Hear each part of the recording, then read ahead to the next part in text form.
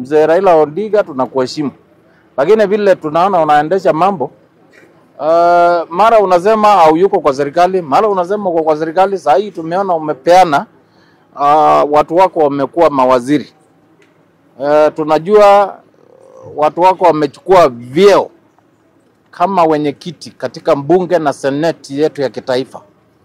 Hivyo basi mimi naona maoni yangu, Raila tafadhali, saa hii wewe ni mwenye serikali na uko kwa serikali. Don't want to be both. You control opposition and at the same time you want to be in government. Junet Mohammed should honorably quit as leader of minority in the National Assembly now, even at the Senate. Nyinyi ingieni kwa serikali, endeleeni kukula huko kwa serikali. Wachaneni maneno ya mnataka kucontrol what happens in the opposition and at the same time nyinyi mnaendesha mambo yale mambaya kwa serikali. So hiyo ni unafiki. That is not democracy. And I want to tell the ODM leader, you are killing democracy in Kenya. Kenyans in their own wisdom elected a government and they also elected opposition leaders. Sasa wewe umetoka kwa opposition umeingia kwa serikali, lakini unataka kukwamilia kwa opposition. That is not fair. That is not fair.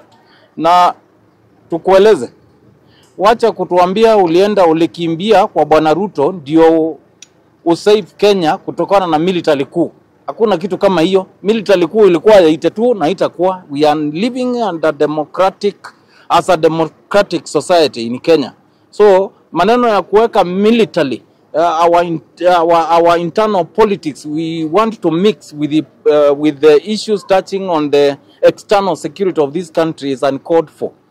Sema tu ambia wa Kenya ulienda pale, umepata cheki ya mzuri, imenona, now you are doing your own things which has got nothing to do with this country. Kwa sababu katiba mpya tuko nayo, what remains is implementation, full implementation of that constitution. So hii story ingine ati ulienda kwa Bwana Ruto kufanya hii, sijui unafanya nini, hiyo ni yako. Na Wakenya wamesema as such. Na wachana na Kalonzo muungano wake na viongozi wale wako na Wakenya, hiyo hatuna shida na hiyo.